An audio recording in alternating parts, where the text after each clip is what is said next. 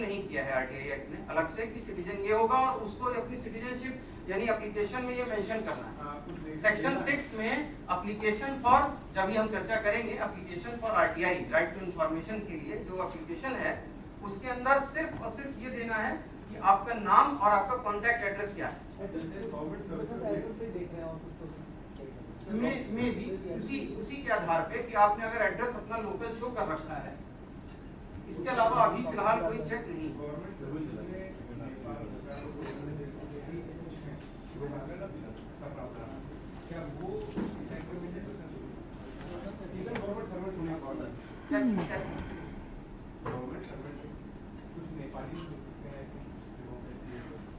देखिए यहाँ पे टर्म यूज है सिटीजन ऑफ इंडिया, न कि रेजिडेंट ऑफ इंडिया। हाँ, मतलब देश में सरकारी सेवा में कुछ बाहरी लोग ही हैं।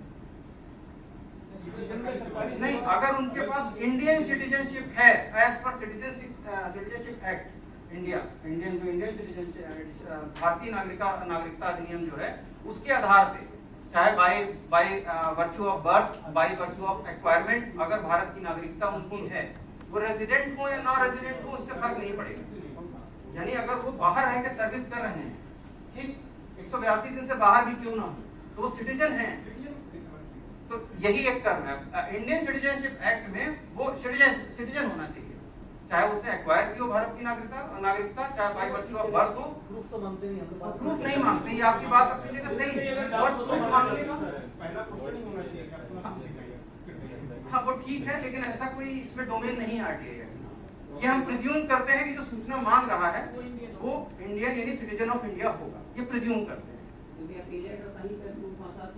तो वो तो उसके लिए प्रॉब्लम आएगी ही आएगी अगर वो मैटर ये फंसता है सीआईसी लेवल पे, क्योंकि वहां तो प्रॉपर हियरिंग होती है, वो तो उनके पास सेक्शन 18 में पावर है कि वो कोई भी चीज पूछ सकते हैं। लेकिन ये मैटर उस केस के लिए वैलिड क्वेश्चन है आपका कि हम सिटीजनशिप का ना डिफाइन किया है अलग से इन्होंने कि आरटीआई एक्ट में सिटीजनशिप का मतलब क्या है, और उसको अपने आप को डिक्लेयर करे कि yes being the citizen of India I am asking this question, ऐसा डिक्लेरेशन भी नहीं। सिटीजन नहीं होगा तब की क्या फंसेगा?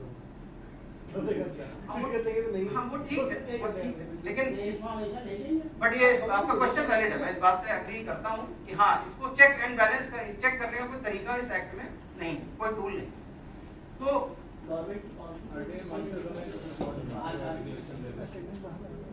अब हम इसकी इम्पोर्टेंट डेफिनेशंस क्या करते हैं। एप्रोप्रिएट गवर्नमेंट का मतलब यहाँ पे ये है कि स्टेट गवर्नमेंट हो, ठीक है, या सेंट्रल गवर्नमेंट हो, या उनके द्वारा डेलीगेटेड कोई और गवर्नमेंट हो, तो ये एप्रोप्रिएट गवर्नमेंट कहलाएगी। यहाँ पे इंपॉर्टेंट जो इसकी सबसे इंपॉर्टेंट टर्मिनोलॉजीज हैं वो है पब्लिक अथॉरिटी। पब्लिक अथॉरिटी किसको कहेंगे, ठीक, यानी आरटीआई एक्ट किस पे लागू होता है। पहला तो ये हो गया कि ये अधिकार है जो भारत के हर नागरिक को प्राप्त है 2005 के बाद से, लेकिन वो अधिकार वो मांग किससे सकता है, किससे मांग सकता है, तो ऑब्वियसली वो मांग सकता है पब्लिक अथॉरिटी,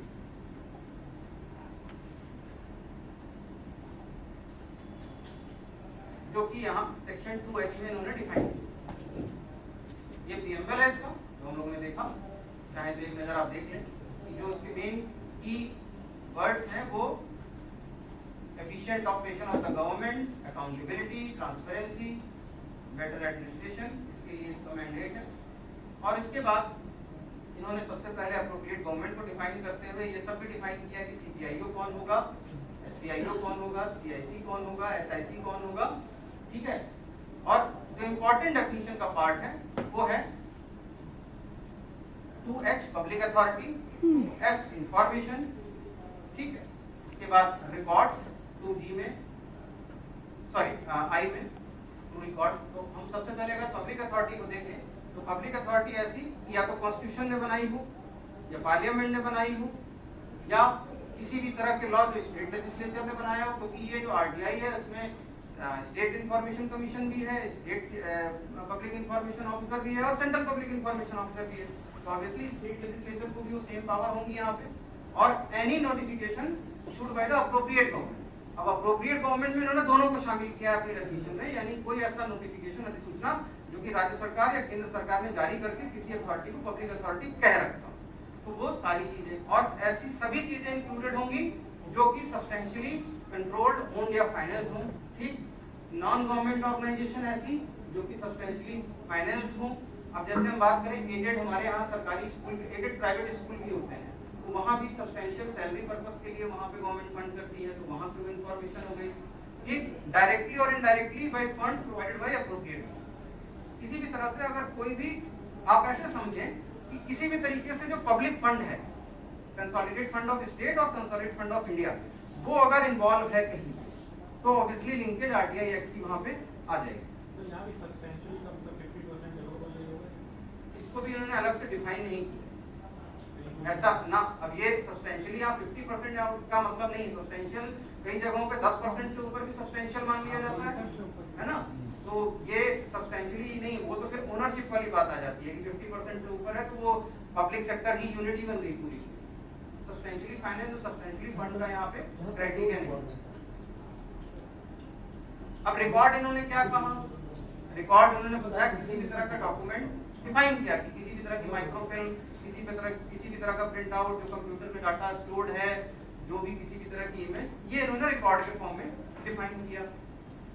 इंफॉर्मेशन क्या है, केस की इंपॉर्टेंट डेफिनेशंस में से एक इंफॉर्मेशन किसी भी तरह किसी भी फॉर्म में कोई मटेरियल, रिकॉर्ड्स की डेफिनेशन नीचे ले ली, documents, memos, emails, opinion, advices, press releases, circular, order, log book, contracts, reports, paper, sample, model, data, material held in, थोड़ा वाइड डेफिनेशन रखने की कोशिश की है कि जिस फॉर्म में भी उसको इंफॉर्मेशन कहा जा सकता है, जिस फॉर्म में भी वो पब्लिक अथॉरिटी के पास होना चाहिए अंडर द कैपेसिटी जो कि उसको लॉ के द्वारा दी गई, ऑथराइज किया है कि वो एज अ पब्लिक अथॉरिटी उसके पास वो इस तरह की डॉक्यूमेंट्स, रिकॉर्ड्स, जो भी चीजें हैं इंफॉर्मेशन के फॉर्म में रह सकती है, उसको उन्होंने डिफाइन करने की यहाँ पे कोशिश की है।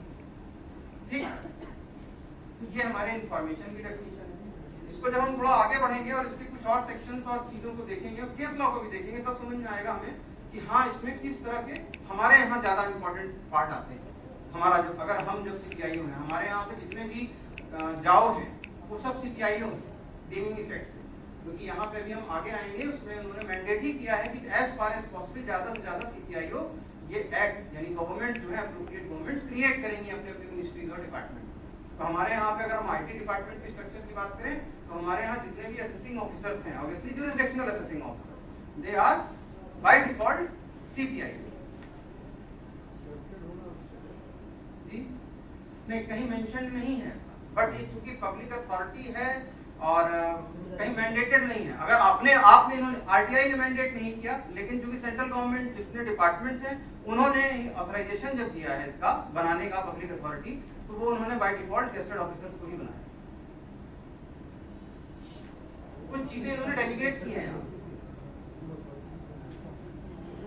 अब राइट टू इंफॉर्मेशन, ये भी एक इंपॉर्टेंट पार्ट है, इन्होंने इसको भी डिफाइन किया। राइट टू इंफॉर्मेशन को इन्होंने दो जगह लिया, एक तो डेफिनेशन सेक्शन में लिया है और सेक्शन 3 चार्जिंग सेक्शन में भी लिया है, जहां से वो हर चीज का एक चार्जिंग होता है। इनकम टैक्स एक्ट का चार्जिंग सेक्शन 4 है, तो पूरे आरटीआई एक्ट का चार्जिंग सेक्शन 3 है, जहां से उस पूरे एक्ट को वो इनिशिएट करता है, चार्ज करता है कि हाँ इस सेक्शन 3 के अधिकार से आप कोई भी सूचना मांग सकते हैं। लेकिन वो राइट टू इंफॉर्मेशन को इन जनरल सेंस में उन्होंने डिफाइन किया कि जो inspection of work, documents, records etcetera भी उसका राइट का ही पार्ट है।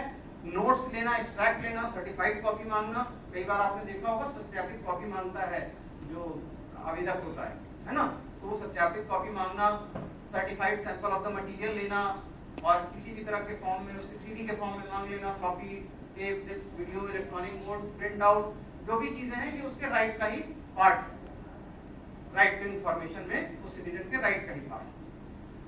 ठीक है सर, जो इसको अटेस्ट करेगा वो सीपीआई को करना चाहिए या जिस ऑफिस को मंगा के दे रहा उसको करना चाहिए? देखिए इसमें ये मेंशन है कि सीपीआईओ अब कई लोगों की असिस्टेंस भी ले सकता है, क्योंकि वो ये जरूरी नहीं है। फॉर एग्जांपल हेडक्वार्टर्स में ऐसा होता है, ठीक, हेडक्वार्टर्स में सीपीआईओ कोई और है और इंफॉर्मेशन और सर्टेन दूसरे ऑफिसर्स के पास पड़ी हुई है, अटेस्ट तो वो उससे कराएगा, लेकिन इंडोर्स फाइनली वो ये नहीं कह सकता कि ये इंफॉर्मेशन वो रिसीव हुई है और मैं सिर्फ आपको फॉरवर्ड कर रहा हूँ। वो उसको ओन करेगा पहले on the behalf of the certification of that particular authority या ऑफिसर, उसको ओन अप करेगा, ओन अप करने के बाद प्रोवाइड करेगा। वो ऐसा नहीं कह सकता कि मैं सिर्फ पोस्टमैन हूँ और एक खाली फैसिलिटेटर के फॉर्म में आपको प्रोवाइड कर दे रहा हूँ, ओन अप करना पड़ेगा उसको। हाँ बिल्कुल, क्योंकि वो उसकी रिस्पॉन्सिबिलिटी नहीं है। हेडक्वार्टर्स के केस में ये प्रॉब्लम आती है। लेट से अगर हम सीसी हेडक्वार्टर की बात करें तो वहाँ सीपीआईओ जो है डीसीआईटी एडमिन है ना, और एफएए जो है वो सीआईटी एडमिन है। लेकिन अगर कोई ऐसी इंफॉर्मेशन है जो आईटीओ एचक्यू के पास है तो आईटीओ एचक्यू से वो प्रोक्योर पहले लेंगे वहाँ से सर्टिफाई करा के या लेटर के फॉर्म में, उसके बाद उसको ओन अप करने के बाद सप्लाई करें। सिर्फ इंडोर्स करने से काम नहीं करेगा। फाइनली वो भी टेस्ट करेंगे ना। Attest under seal and signature का मतलब ही हो गया कि वो इंफॉर्मेशन आप दे रहे हैं। उसकी ये भाषा नहीं हो सकती कि ये इंफॉर्मेशन ऑन द बेसिस जैसे कि वो कह रहे हैं या वो उनके आधार पे है, ऐसा नहीं कह सकते। वो इंफॉर्मेशन अपनी इंफॉर्मेशन मांगते हुए तब सप्लाई करनी है। हमारे पूरे ऑफिस में अगर कोई इंफॉर्मेशन है जो सेटअप में है जिसका एक नोडल पार्ट मैं हूं, वो सीपीआईओ है, तो उसको ओन अप करना पड़ेगा। हम लोग ये जो स्पेसिफिक क्वेश्चन है इस तरह वाले में अभी आते हैं, एक बार इसको हम लोग एक ओवरव्यू डिस्कस कर लें। इसका साइन अगर कर दिया उसको तो वो अटेस्टेड ही है, उसके हर डॉक्यूमेंट को सीपीआई सत्यापित कॉपी ये कहीं नहीं है स्पेशली कि सीपीआईओ की ही सर्टिफाइड कॉपी होनी चाहिए, अटेस्टेड होनी चाहिए, जिससे कि वो कहीं वो एज अ डॉक्यूमेंट या एज एविडेंस प्रोड्यूस कर पाए जो एज एप्लीकेंट है, सिटीजन ऑफ इंडिया जो मांग रहा है ना, क्योंकि एविडेंस का पार्ट तो बन ही जाएगा। अगर वो मांग रहा है और कहीं वो उसका यूज करना चाहता है तो एक एविडेंस तो है ही। हम लोग इसमें कंप्लीट कर लें एक फ्लैश में पहले, फिर हम लोग क्वेरी स्टार्ट। मैंने अभी चर्चा की, अब यहाँ चैप्टर 2 से स्टार्ट हो रहा है right to information and obligation of public authority. तो चार्टिंग सेक्शन इसका section 3 subject to the provision of this act. ये वर्ड इसलिए यूज किया गया है कि ये सैक्रोसैंक्ट राइट नहीं है कि आपको एक ब्रह्मास्त्र दे दिया गया और आपने चलाया और ये विफल हुए बिना नहीं आएगा। दैट इज व्हाई ये वर्ड यूज है subject to the provisions of this act. All citizen shall have right to the information. Sir यहाँ पे सिटीजंस आ गए जी यहाँ पे हाँ citizens आ गए। हाँ, ये सिटीजन के ऊपर ही एप्लीकेबल है। नहीं, उनका क्वेश्चन दूसरा था, हाउ वुड वी नो कि जो मांग रहा है वो सिटीजन ऑफ इंडिया है नहीं, तो उसका कोई चेक करने का कोई भी टेस्टिंग मीटर नहीं है, इस एक्ट में तो नहीं है कतई। हाँ, आप उससे नॉर्मल क्वेरी के फॉर्म में ये पूछ सकते हैं, लेकिन देखिए अगर हम इस एक्ट की बात करें तो इस एक्ट में सीपीआईओ को उससे फर्दर जो क्वेरी करने की पावर या जो उसका डोमेन है वो इस बात के लिए तो है कि आप रिगार्डिंग की उसमें सर्टेन जो आप मांग रहे हैं बड़ा वॉल्यूमिनस चीज है, इसमें फी अप्लाइड होगी, इसमें इतना पैसा लगेगा, इसमें इसकी इतनी कॉपी करानी है, इसका वीडियो कराना है, व्हाटएवर, तो उसके फी चार्ज करने का तो ऑप्शन है कि आप उसको, या इंटीमेट करने का ऑप्शन है कि ये इन्फॉर्मेशन मेरे पास नहीं है, किसी और के पास पर्टेन कर रही है, या आप इसको किसी और से मांग सकते हैं, किसी और पब्लिक अथॉरिटी से मांग सकते हैं, इस तरह का डोमेन है। लेकिन स्पेसिफिक ये नहीं कहीं मेंशन्ड है कि वो ये भी पूछ सकता है कि आपका लोकस स्टैंडर्ड क्या है।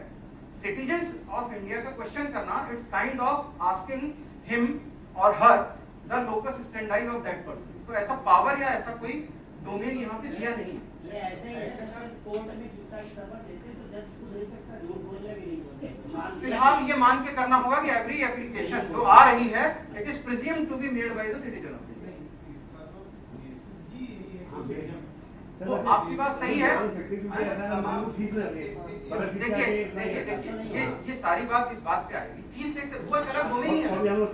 हाँ, वो आप कह सकते हो क्योंकि वो प्रेस्क्राइब्ड है, प्रेस्क्राइब्ड है। आप ये पूछ रहे हैं बाय डिफॉल्ट, हमने देखिए कहा प्रैक्टिकल पर्पस से आप एक बार पूछ के देख लीजिए। आप कहिए अंडर सेक्शन 3 में आपसे ये क्वेश्चन करता हूँ कि आप ये सिटीजन ऑफ इंडिया है कि नहीं, आप स्टैब्लिश कर दीजिए। अगर कोई इस बात को चैलेंज करता है लेट से, तो मैटर जाएगा कहाँ? ऑब्वियसली जब ये कहीं डिफाइंड नहीं है तो कहाँ जाएगा? At the court of law में, कोर्ट ऑफ लॉ में जाएगा लेट से। अगर कोर्ट ऑफ लॉ इसको एलैबोरेट करते समय, अभी हम जजमेंट डिस्कस करेंगे अभी आपसे, तो अभी हमें पता चलेगा कि पर्सनल इंफॉर्मेशन, पब्लिक इंफॉर्मेशन ये कोर्ट ऑफ लॉ में सुप्रीम कोर्ट तक गई, कहीं ना कहीं कुछ इनकम्प्लीटनेस और वेगनेस रही होगी तभी कहीं वहां पर।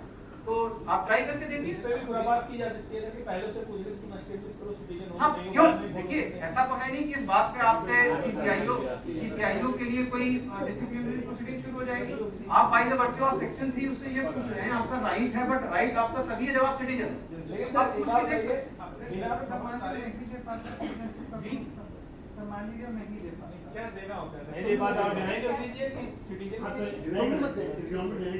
टाइम बाइंग बड़ी हुई है, इस दिन में अपनी आधार और पैन की कॉपी लगा सर सकते आधार सिटीजनशिप का प्रूफ नहीं है सर। मान लिया, लेकिन वो लगाएगा तो यही सिटीजनशिप का प्रूफ लगाएगा ना कैसे? पैन सिटीजनशिप का प्रूफ मालूम है, लेकिन वो लगाएगा तो यही वोटर आईडी कार्ड नहीं, वोटर आईडी कार्ड पे पार्टी बन जाते हैं। नहीं, हमारा सवाल सर, फिर तो आप CRR ज्यादा से ज्यादा CIO आप ये कर सकते हैं कि कोई ना कोई उसकी आईडी ले लें। आप सिटीजनशिप फाइनली स्टैब्लिश आप खुद भी नहीं कर पाएंगे, क्योंकि सिटीजनशिप उसकी बाई बर्थ है, वो यही प्रूव करेगा, या तो राशन कार्ड की कॉपी लगाएगा आपने बर्थ सर्टिफिकेट लगा देते, बर्थ सर्टिफिकेट और सर्टिफिकेट लगा दें। आप या तो स्पेसिफिक मांग लीजिए। पर मेरा सवाल है कि सर ये सब लेटर आप सवाल पूछेंगे तो उसे टाइम बारिंग डेट तो बढ़ेगी नहीं, 30 दिन में तब भी इन्फॉर्मेशन हाँ, इस केस में टाइम बारिंग नहीं पड़ेगी, क्योंकि एक्ट ने इसको एक्सक्लूड नहीं किया, ये बिल्कुल वैलिड बात है। तो आप रिजेक्ट कर सकते हैं ना कि इसमें उसने सिटीजनशिप एस्टैब्लिश नहीं किया, आप रिजेक्ट दीजिए। सर ये ऐसा हो सकता है? रिजेक्ट अगर आप करेंगे, मैं अभी रिजेक्शन पे आ रहा हूँ, बहुत ही कॉशियस होकर आपको रिजेक्ट करना है। 25,000 तो नहीं लगता। नहीं, उसके अलावा है सेक्शन 20 सबसेक्शन 2 में CIC अगर ये इस्टेब्लिश कर ले जो एप्लीकेंट है कि हाँ इन्होंने विलफुली हमें रिफ्यूज किया है या विलफुली मुझे इनकम्प्लीट या वेग इंफॉर्मेशन, मिसलीडिंग इंफॉर्मेशन दी है, ठीक, तो आपके अगेंस्ट में डिसिप्लिनरी प्रोसीडिंग्स क्यों रिकमेंड कर सकता है? सर पहली बार में तो वार्निंग मिलेगी। नहीं, देखिए मैं फिर कह रहा हूँ, we are discussing here about the provisions of law, practical purposes की बात लेकिन उनका क्वेश्चन ये है और उनका जवाब बिल्कुल सही है कि एक्ट ने इस कम्युनिकेशन के लिए जो टाइम है उसको डेफरमेंट का कोई प्रोविजन नहीं किया कि आपने क्वेश्चन पूछा उससे और उसने जवाब देते देते 20 दिन लगा दिए, लेकिन वो इस बात पे क्लेम कर देगा कि आपने 30 दिन के अंदर सूचना नहीं दी। लेकिन अगर सिटीजनशिप मान लीजिए हमने से कहा कि सिटीजनशिप आपका फुल है, आप एस्टैब्लिश करिए, और वो नहीं कर पा रहे तो हम रिजेक्ट तो कर ही सकते हैं इस ग्राउंड पे, जो चीज में आपके पास रिजेक्ट करने का कोई ग्राउंड नहीं है इस एक्ट में। इस एक्ट में ग्राउंड अलग से नहीं दे रखा है, आप सिर्फ एक डिराइविंग प्रोविजन से ले रहे हैं कि सेक्शन 3 में चूंकि एप्लीकेबल टू सिटीजन है और वो अपनी सिटीजनशिप एस्टैब्लिश नहीं कर सका, इसलिए मैं रिजेक्ट कर रहा हूं। मेरे ख्याल से कोई केसला है जिसमें ऐसा आया है कि applicable to citizen I know very sure कि कोई केसला का नाम याद नहीं, बट दिस पॉइंट है नहीं, रिजेक्शन पे एक पॉइंट नहीं होता कि सर कि स्टेट की सिक्योरिटी और उसको नहीं तो वो आप कर सकते हो, बाकी कुछ नहीं हो पाएगा। जिसने अप्लाई किया होगा, देखिए ये जो आप कह रहे हैं उसमें अप्लाई ही किसी फॉरेनर ने कर दिया होगा और वो रिजेक्ट हो गई। इस केस में हमें उससे क्वेश्चनिंग करनी है कि तुम अपनी सिटीजनशिप एस्टैब्लिश करो। सीपीआईओ कैसे जानेगा सर? नहीं जानेगा, लेकिन सीपीआईओ को एक्ट में पावर भी नहीं दे रखी है। जैसे मान लीजिए आपके अधिकार क्षेत्र में ये नहीं है, आप एज असेसिंग ऑफिसर की आप उससे ये चीज पूछ लें और फिर भी यदि आप पूछना चाह रहे हैं तो मैटर ऑफ लिटिगेशन बनेगा, फिर वो जुडिशरी से फिर इंटरप्रेट होकर फाइनली सामने आएगा। तो आप करिए, नहीं नया केस लॉ बनेगा versus income tax officer so and so. बुराई क्या है?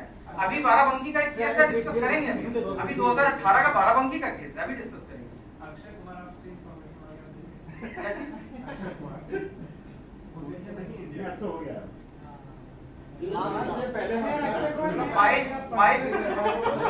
अब देखिए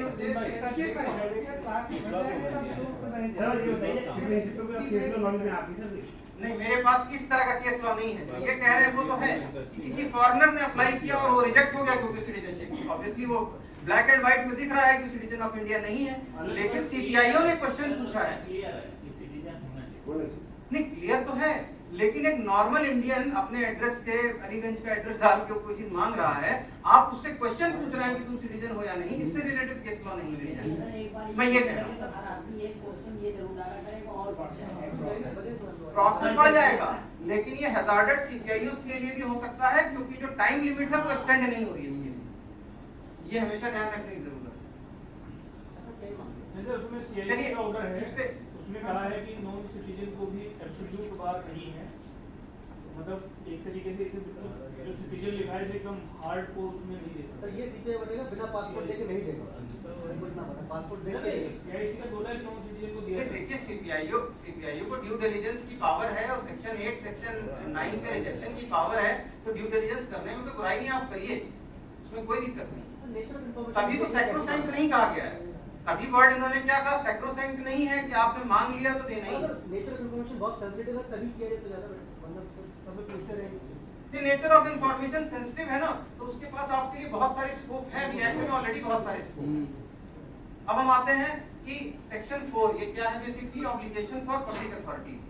ठीक, ऑब्लिगेशन ऑफ पब्लिक अथॉरिटीज ये है कि वो हर ये जब से एक्ट लागू होगा ये सारी चीजें इस फॉर्म में मेंटेन करेंगे। जब से 2005 के बाद से ये मैंडेट है आरटीआई एक्ट का गवर्नमेंट के सभी मिनिस्ट्री सभी डिपार्टमेंट के लिए कि वो इस फॉर्म में हर चीज मेंटेन करेंगे, ठीक। और विद इन 180 डेज ये एक्ट लागू होने के विद इन 180 डेज ये सारे काम वो करेंगे, ठीक।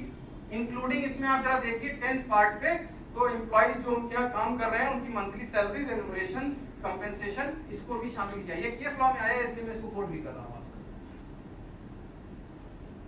मतलब इस तरह की चीजें वो पब्लिश करेंगे। पब्लिश करने का मतलब अगर हम लोग ध्यान देखें तो पिछले 15 सालों में जो गवर्नमेंट वेबसाइट्स हैं वो बड़ी इनरिच्ड हुई है। इनरिच्ड का मतलब अपने आप जो ऑटोमेटेड इंफॉर्मेशन है उसके अंदर बहुत सारी है ना, कि वैकेंसी सर्कुलर क्या है, किसकी पोस्टिंग कहाँ होने वाली है, मतलब जैसे नहीं मेरिट कम प्रेफरेंस बेसिस मांग रहे हैं चीजें। 2005 के बाद से ये जितनी भी गवर्नमेंट डिपार्टमेंट की वेबसाइट्स हैं वो बहुत ज्यादा एनरिच्ड हुई हैं by the virtue of this direction of RTI act, क्योंकि ऑब्लिगेशन लगाया गया सभी पब्लिक अथॉरिटीज पे कि आपको ये काम करना ही करना है। आईपीआर की पब्लिक डोमेन में क्या चीज? हाँ हाँ, पब्लिक डोमेन में है, बिल्कुल है। लेकिन लेकिन लेकिन अगेन यहाँ पे मंथली रेन्यूमरेशन और ये सारी चीजें मांगना या पब्लिश करना तो है, लेकिन उसकी पब्लिक प्रॉपर्टी को डिस्प्ले करना किसी गवर्नमेंट एम्प्लॉय की अभी उसको मैंडेट में नहीं दिया होगा, उसकी private property.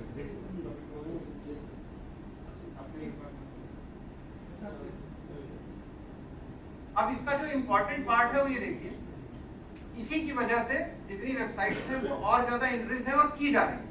Mandate RTI act का ये है कि गवर्नमेंट जो है वो ऐसे मेथड को स्टेप लेगी कि जो डॉक्यूमेंट है ऑटोमेटेड फॉर्म में as far as possible suo motu publish और वाइडली पब्लिश कर दी जाए, जिससे कि इस टूल की जरूरत इस पूरे एक्ट में कम से कम पड़े, मिनिमम यूज हो इस टूल का, जो मैंडेट है सेक्शन 4 सबसेक्शन 2 का, ठीक है, जिससे कि इस एक्ट की जरूरत कम से कम पड़े।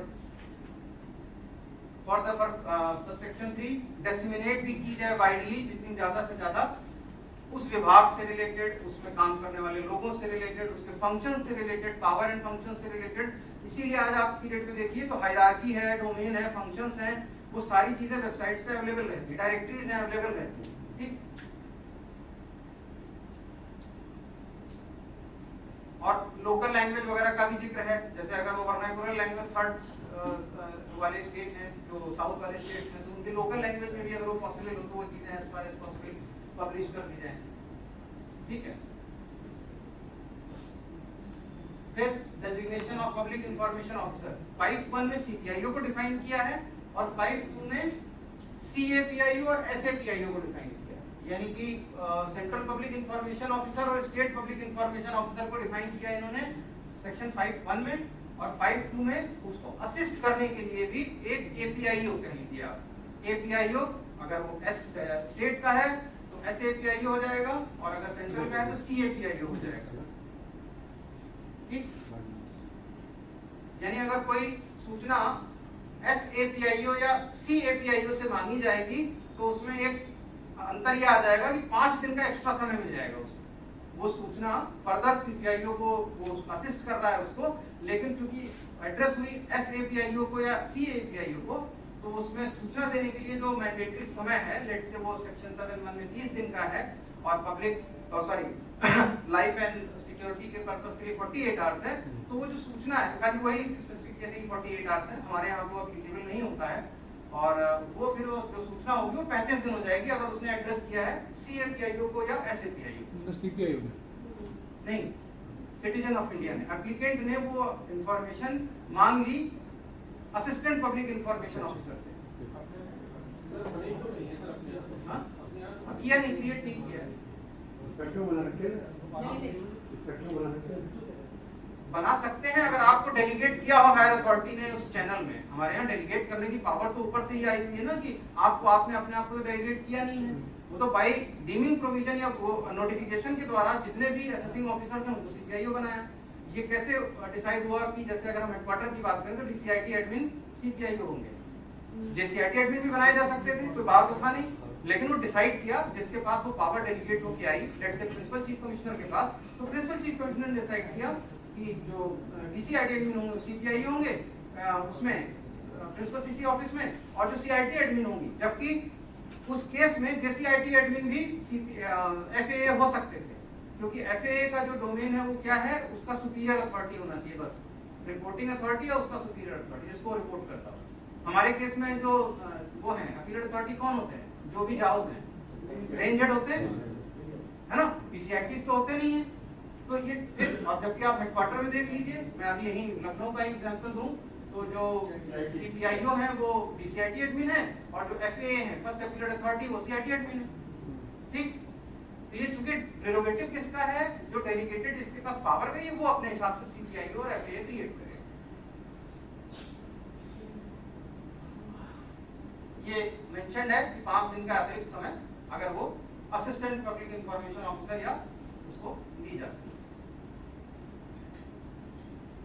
ये जो है वर्ड सेक्शन सबसेक्शन 4 में कि वो किसी की भी असिस्टेंस ले सकता है अपने डिस्चार्ज फंक्शन को करने के लिए, तो अपने स्टाफ की भी असिस्टेंस हो सकती है। और ऐसे केसेस में जैसा वहां पे हुआ, अगर इंफॉर्मेशन जैसे आईटीओएचक्यू के पास पेंडिंग है तो उससे इंफॉर्मेशन रिक्विजिशन करी, क्योंकि है वो हेडक्वार्टर की इंफॉर्मेशन, मांगी वो प्रिंसिपल सीसी से जा रही है। आप ऐसे समझे वो मांगी प्रिंसिपल सीसी से जा रही है। प्रिंसिपल सीसी के बिहाफ पे डीसीआईटी एडमिन, चूंकि उन्होंने उनको नोडल ऑफिसर बना रखा है सीपीआईओ, तो वो इस वजह से वहां से ले सकता है। Bye virtue of section 5 subsection 4 वो असिस्टेंट भी ले सकता है। और वो मैंडेटेड है, ऐसा नहीं है 5 में कि वो उनके लिए मैंडेटेड है कि उसको असिस्ट करें। अच्छा, वो भी सीपीआईओ बन जाएगा सर? नहीं सर उसमें लिखा हुआ है कसूर। कहाँ की बात कर रहे हैं आप? Sir last any officer whose assistance has been sought, yes, CPIO। अब इस केस में डिपेंड करता है कि अगर वो इंफॉर्मेशन वो दे देगा, तो अगर अपने सील एंड साइन से देगा तो सीपीआईओ बन जाएगा। या फिर 25,000 की पेनल्टी के लिए बनता होगा सर, मतलब एडवर्स के लिए बनता होगा? नहीं, ऐसा नहीं देगा, ऐसा नहीं है। नहीं सर, ऐसा हो सकता है सर। नहीं, अब ये ऐसा केस जो कह रहे हैं वो बात अपनी जगह सही आ सकती है ऐसे केस में कि मान लीजिए उसने असिस्टेंस लिया। अब ये केस जरूरी नहीं है कि डीसीआईटी एडमिन और आईटीओएचक्यू का केस है। ठीक, ये कैसे हो सकता है, कैसे इसको अपने डिपार्टमेंट में कैसे बताएंगे? ये उसने किसी की असिस्टेंस ली और वो इंफॉर्मेशन, सर मान लीजिए किसी आईटीओ का इंफॉर्मेशन है और वो रेंजमेंट के बिहार पे वीडियो दे रहा है, तो वो जो उस रेंज का आईटीओ होगा वो सीपीआईओ हो जाएगा। हाँ, अगर वो ये बात उस केस में होगी कि डीडीओ डायरेक्ट सप्लाई अगर कर रहा है वो इंफॉर्मेशन, लेकिन अगर वो इंफॉर्मेशन डीडीओ सप्लाई करके आईटीओ को दे रहा है और आईटीओ फिर फर्दर दे रहा है, तो सीपीआईओ तो आईटीओ ही रहेगा। अब ज्वाइंट सीपीआईओ का अगर केस आएगा, दोनों को पार्टी बनाने की बात आएगी, तभी करेंगे। मैंने इसलिए पूछा कि जो पहले थे तो सीपीआई ने जो ट्रांसफर की थी हमारे विंग में, तो उन्होंने जो एप्लीकेंट था उसको लेटर भेज दिया था कि आप इन्फॉर्मेशन इनसे सीधे ले लीजिए, और हमको दे दी थी और कॉपी उसको दे दी वो तो 63 का डोमेन है। नहीं ट्रांसफर नहीं की थी, हमसे असिस्ट कर रहे थे वो हेडक्वार्टर में। अच्छा, तो he straight away send it to us हाँ, एंड तो उन्होंने मार्क इस द सेक्शन का यूज करते हुए आपको सीपीआईओ पेंडिंग करा लिया। हाँ नहीं एज थे विंग। इस केस में क्या हो सकता है, लेट से अब यही एग्जांपल हम अगर सीसी हेडक्वार्टर का लें, वो इन्फॉर्मेशन आईटीओएचक्यू के पास है, तो वो उठा के उन्होंने सीपीआईओ नहीं भी है 5(4) में डीमिंग प्रोविजन में आईटीओएचक्यू अगर इन्फॉर्मेशन के लिए डायरेक्ट कर देगा और आईटीओएचक्यू दे देता है इन्फॉर्मेशन, और एप्लीकेंट वो बोल दिया कि डीमिंग आप इनसे प्रोविजन से सीपीआईओ मान लिया जाएगा। यस बिल्कुल ठीक बात है। वीडियो क्या होते हैं क्या? हाँ बिल्कुल बिल्कुल, वीडियो होना चाहिए कोई। हाँ हाँ, अब डिपेंड करता है वो डेजिग्नेट किया गया है कि नहीं सीपीआईओ। आप ये बात समझ लीजिए, एक रेंज में 5 आईटीओ होते हैं, लेकिन पूरी रेंज का क्या 5 आईटीओ सीपीआईओ होंगे? डिपेंड करता है। अब जैसे एग्जांपल यहाँ कर लेते हैं, जैसे यहाँ कर लेते हैं, यहाँ की बात करते हैं। देखिए आईटीओ के केस में क्या होता है, वो पैन बेस्ड जुरिसडिक्शन है, तो सबके अपने अपने ऑफिसर्स होते हैं, वो सीपीआईओ बन जाता है। मैं डबल यहाँ डीटीआरटी का एग्जांपल ले लेता हूँ। यहाँ पे 4 डबल एडीज और एक डीटी है। यहाँ पे सीपीआईओ कौन है? डबल 82 है। कि डीटीआरटीआई से रिलेटेड जितनी भी सूचना से पे अगर आरटीआई से कोई सूचना मांगना चाहता है तो उसको सप्लाई कौन करेगा? विद अप्रूवल डबल 82 यहाँ पे सीपीआईओ नॉमिनेटेड है, डेजिग्नेटेड वो है। तो सर फॉर्मेट डेडिकेट कर दीजिए। हाँ, तो लेकिन सेंट्रलाइज है ना, इसमें चारों को सीपीआईओ नहीं बनाएंगे। लेकिन जाओ के केस में क्या होता है कि उस हाँ? सर वो जाओ में अलग-अलग जाओ में सब अलग अलग सीपीआईओ होते हैं, वही मैं कहना चाह रहा हूँ। तो अगर वो जो डीडीओ है वो डीडीओ की कैपेसिटी से सेपरेट सीपीआईओ डेजिग्नेटेड अगर है तो बिल्कुल हो जाएगा।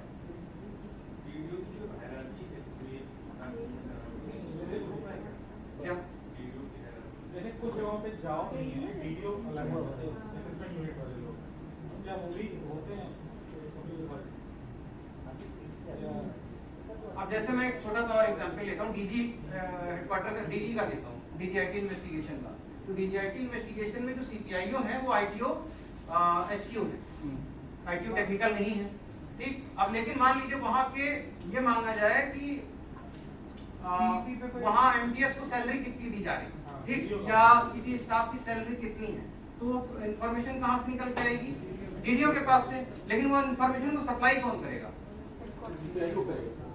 सीपीआईओ करेगा। इसमें असिस्टेंस वाला जो है क्या वो एप्लीकेबल तब होगा जैसा उनका केस है। अगर जो सीपीआईओ है उसने डीडीओ को डायरेक्शन दिया कि ये सूचना आप डायरेक्टली उसको सप्लाई कर दीजिए, समझ रहे हैं बात? तब वो 5(4) एप्लीकेबल हो जाएगा वहां पे 5(5), और वो डीमिंग प्रोविजन से उसमें सीपीआईओ बन जाएगा इस केस में। अदरवाइज अगर उसने सूचना लेके तब सप्लाई करी है तो डायरेक्ट दे सकता है, अगर उसमें इसका डायरेक्शन देना पड़ेगा, सीपीआईओ डायरेक्ट करेगा ना, असिस्टेंट सीख कर रहा है इस केस में कि ये इंफॉर्मेशन आपके पास है और मैं असिस्टेंट सीख कर रहा हूँ, तो असिस्टेंट सीख कर रहा है और वो उससे कह रहा है कि आप इन्फॉर्मेशन सीधे एप्लीकेंट को दे दो। हाँ, इन दैट केस अगर इंफॉर्मेशन अपने पास मंगा के देता है तब वो खुद ही रहेगा, ठीक। गवर्नमेंट एम्प्लॉय की सैलरी कोई भी मांग सकता है सर, इसका मतलब देनी पड़ेगी? हाँ बिल्कुल देनी पड़ेगी, सैलरी देनी पड़ेगी, क्योंकि उसको आपको 4(1) अगर ये देती है एक्ट में कवर है, यहाँ पे डायरेक्टली कवर्ड, तो बाय डिफॉल्ट सप्लाई भी करनी थी, वो हो चाहे ना। यहाँ देखिए ये तो एक तरीके से आपको पब्लिक डोमेन में डिस्प्ले ही करना है। ये देखिए 4(1)(b) का क्रॉस 10 जो ये है यहाँ पे कवर कर रहा है प्रॉपर। क्या चीज? अभी इस पे आते हैं, मांग सकता है, क्योंकि पब्लिक डोमेन में अपने सभी एम्प्लॉइज की जब आप सैलरी डिस्क्लोज करनी है तो कितना किस पद पे है, कितना रेन्यूमरेशन पा रहा है, कितना नहीं पा रहा है, ये डिस्क्लोजेबल। पर्सनल इंफॉर्मेशन किसको मानेंगे किसको नहीं मानेंगे, ये अभी हम इस पे आते हैं। सर ये डिनाई किया जा रहा है, अभी तक ये डिनाई किया जा रहा है वैसे सर, एक्ट में मैंने भी पहली बार ही पढ़ा, ये अभी तक क्योंकि है तो ये कि आपको सुओ मोटो पब्लिक डोमेन में डालना है। बिल्कुल, मैं आपको केस का नाम बता दे रहा हूँ, 2010 का है, सुप्रीम कोर्ट का केस लॉ है, और उसके बाद वो लगातार कोटेड हो रहा है। गिरीश रामचंद्र देशपांडे कोर्ट में केस नाम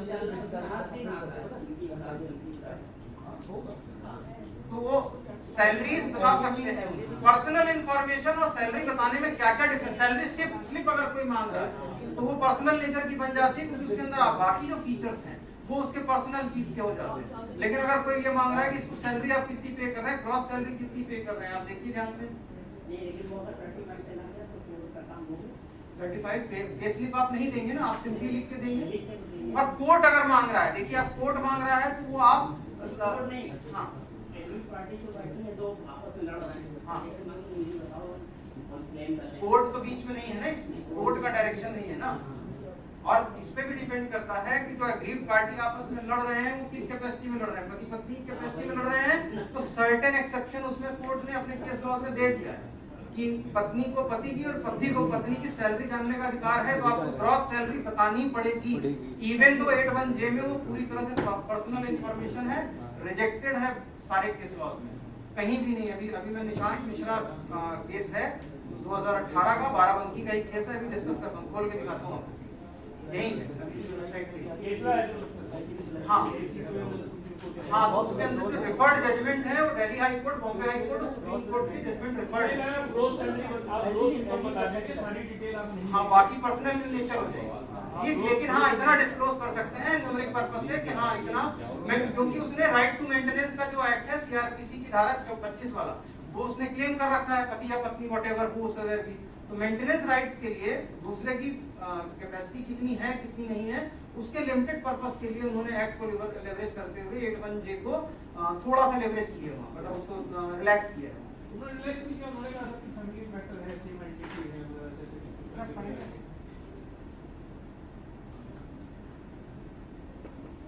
आगे बढ़ते हैं इसके प्रोविजन पे। अब अगर किसी को इंफॉर्मेशन मांगनी है, अगला स्टेप आ गया, हमने देख लिया राइट है, राइट के बाद पब्लिक अथॉरिटीज का ऑब्लिगेशन क्या है, सीपीआईओ कौन होगा, एसपीआईओ कौन होगा, लेकिन अब उससे सूचना मांगेंगे कैसे, उसका मेथड जो है सेक्शन 6 में है। सेक्शन 6(1) में कि अगर आपको जो सूचना मांगनी है हिंदी इंग्लिश या जो भी लोकल लैंग्वेज है जो उस एरिया में प्रचलित है उसमें आप सूचना मांग सकते हैं और अकम्पनीड बाय सच फी जो कि 10 रुपए है वो आप मांग सकते हैं। इलेक्ट्रॉनिक मीन्स हिंदी मीडियम ये सब कुछ इसमें मेंशन है और जिससे डिपेंड करता है किससे मांग रहे हैं, चाहे सीपीआईओ से मांग रहे हैं और चाहे वो उसके एसएपीआईओ या एससीपीआईओ से मांग रहे हैं, मतलब उसका असिस्टेंट ऑफिसर से मांग रहे हैं या मेन सीपीआईओ से मांग रहे हैं, स्पेसिफाइंग द इंफॉर्मेशन। ठीक, और अगर वो लिखना पढ़ना नहीं जानता है तो वो भी प्रोविजन में मेंशन है कि सीपीआईओ की जिम्मेदारी है कि वो उसको रिड्यूस इन राइटिंग कराएगा, यानी उसको सूचना प्रोवाइड करने में या मांगने में, प्रोवाइड करने में नहीं, सूचना मांगने में हेल्प करेगा, उसको रिड्यूस इन राइटिंग कराने में। आगे बढ़ नहीं पा रहे हैं, बताइए ऑनलाइन सूचना मांगते तो 10 रुपए ऑनलाइन ही कट जाते हैं, वो यहाँ जाते हो जाते हो। कभी कभी पहले क्या होता था, आज भी होगा पोस्टल ऑर्डर। Postal order. हाँ, तो पोस्टल ऑर्डर फाइल में रख देना होता है या उसका क्या है? हाँ। नहीं, भेज देना होता है, जमा करा रखना नहीं होता। वीडियो को अपने दे दीजिए, हाँ? अपने वीडियो को दे दीजिए, आप वीडियो फॉरवर्ड कर दीजिए। हाँ 10 रुपए का नोट लगा के देते हैं सर, 10 रुपए का नोट लगा के देते हैं सर। उसकी तो चाय नहीं लेते थे, हम लोग अब आपको देखिए गवर्नमेंट फंड में जमा कराना है, 10 रुपए तो गवर्नमेंट फंड का ही है ना। भैया वो 10 रुपए दे रहा सर कायदे से जो 10 रुपए का नोट दे रहा है वो प्रेस्क्राइब्ड नहीं, प्रेस्क्राइब्ड मीन कैश नहीं, प्रेस्क्राइब्ड मीन नहीं, आप उसको वापस कर सकते हैं, ये बात अपनी जगह सही है।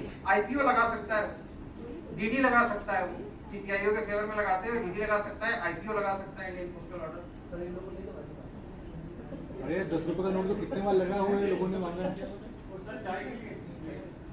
थोड़े से बाहर यहीं पे है, बताइए। हाँ, लेकिन जिस तरह से स्पीड चल रही है उस तरह से करना नहीं। अरे सर आप इतना बढ़िया पढ़ा हमारे कहने से नहीं होता है, फैकल्टी होगी 12:40 की कोई और हो गया। मेरी बात तो समझिए, फैकल्टी